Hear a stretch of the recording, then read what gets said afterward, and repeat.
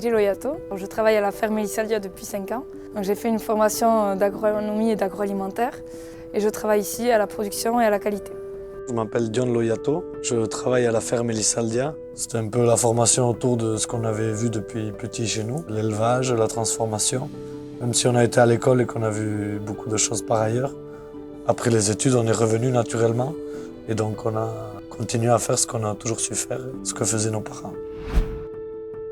Anaïs Montosé, j'occupe des fonctions commerciales au sein de la Maison Montosé depuis 6 ans. Mathieu Merdy, je suis charcutier à la Maison Montosé depuis maintenant 3 ans. Et nous sommes la 4e génération de la Maison Montosé, artisan charcutier, fondée en 1946 par notre arrière-grand-père René. J'ai bossé 3 ans en tant qu'ingénieur hydraulique. Et après, j'ai eu envie de faire un métier un peu plus manuel, donc j'ai décidé de venir à la Maison Montosé pour travailler avec ma mère, mon oncle et ma cousine. Depuis que je suis petite, mon père m'amène régulièrement dans les séchoirs pour toucher et sentir les jambons. Donc, il m'a transmis la passion du jambon. Pour moi, c'était une évidence de rentrer au pays et de travailler en famille. Je m'appelle Jean-Baptiste Dupuis, je suis directeur général dans la salaison Michel Dupuis, une salaison familiale créée par mon grand-père en 1946 et repris par mon oncle en 1976. Pour ma part, je n'ai pas de formation particulière dans la salaison. J'avais juste l'envie d'apprendre ce beau métier. J'ai rejoint mon oncle en 2008. J'ai appris beaucoup à ses côtés et beaucoup en me trompant aussi. Je suis Francho Oteiza de la maison Pierre Oteiza aux Aldudes. On est donc éleveur et artisan transformateur de jambon de Bayonne. Aujourd'hui, moi, j'ai intégré la structure il y a 2 ans. C'était une fierté pour moi de revenir et de poursuivre le travail de mes parents.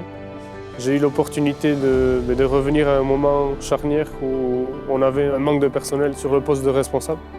Donc c'était l'occasion pour moi de mettre les pieds dans l'entreprise. Et aujourd'hui, on travaille ensemble, chacun à son poste, chacun dans son domaine d'activité. Moi plutôt sur la partie fabrication et mes parents plus sur la partie commerciale et vente. Et donc aujourd'hui, on travaille sur une période de transition où on dira sous 4-5 ans, je vais reprendre la totalité des activités et pouvoir laisser mes parents partir à la retraite sereinement. En fait, on vient de faire l'agrandissement de l'atelier en 2022 et donc là, en 2023, on est en train de prendre en main un peu l'outil, de monter en charge aussi au niveau de la production. Le but de cet atelier a été du bien-être au travail, de l'ergonomie, mais aussi écologique parce qu'on a mis des panneaux photovoltaïques, on a mis des systèmes de récupération de chaleur pour refaire tout le système froid de l'atelier. Le chantier principal en parallèle, c'est la transmission que nos parents nous font. Là, on est les 3 enfants. On veut monter en autonomie sur ce qu'on sait faire pour qu'ils aillent à la retraite plus sereinement. L'actualité pour 2023, c'est de continuer à prendre en main notre nouvel atelier, améliorer du coup notre filière jambon, simplifier nos produits, simplifier nos recettes, tout en préservant leur goût authentique. Je porte un regard plutôt positif sur la filière jambon de Bayonne parce que le jambon plaît beaucoup et de plus en plus. Donc nous allons continuer à travailler et à améliorer la qualité de nos jambons au niveau de l'affinage et du goût. Depuis quelques temps maintenant, nous sommes engagés RSE, ce qui nous permet de travailler sur différents thèmes comme l'optimisation de la production ou encore la pénibilité au poste.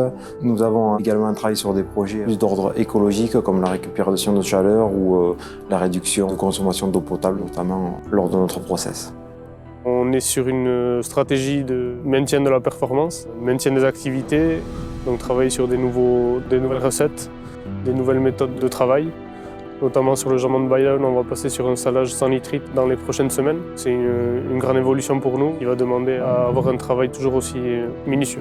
Le jambon de Bayonne, c'est certainement un des plus beaux étendards pour nous au niveau des produits qu'on commercialise. C'est une identité proche de la nôtre et notamment ancrée dans le sud-ouest. Et c'est une fierté pour nous de pouvoir proposer ce produit au plus grand nombre.